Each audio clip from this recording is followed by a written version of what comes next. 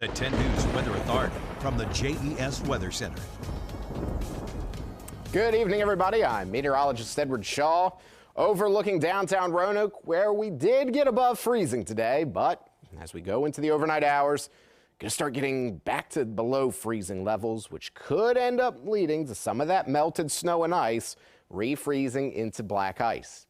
As we go into this early part of the week, a little bit warmer, which doesn't take much to be warmer than where we were last week, with a few precipitation chances coming in before another Arctic blast arrives here just in time for the weekend.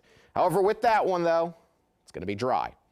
As we look at satellite right now, you see where that cold front is pushing due east, bringing in a little bit of rain, snow, you name it, out towards the Central Plains. It's going to make its way into our area here tomorrow, but it's not going to bring anything like what we just saw here over the last couple of weeks. By 9 p.m. tonight, 22 degrees below freezing, so this is going to be the point where anything that melted starts quickly refreezing.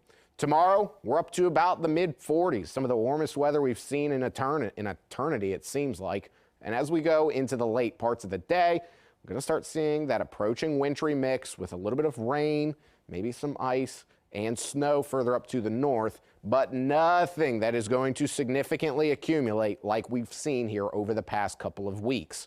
That rain shifts further to the east, just going to be way too warm for any snow or ice, and we end up with temperatures that don't get to below freeze until the early morning hours on Wednesday.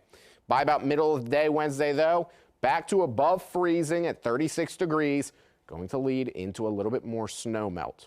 As we look ahead to what we're seeing tonight, temperatures, Roanoke about 22, Blacksburg 16, Bedford 21, Danville 18, Martinsville 20, and Lynchburg at 18.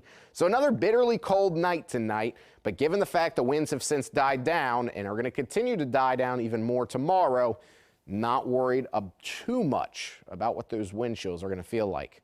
Upper elevations, though, certainly still going to be a little bit more blustery.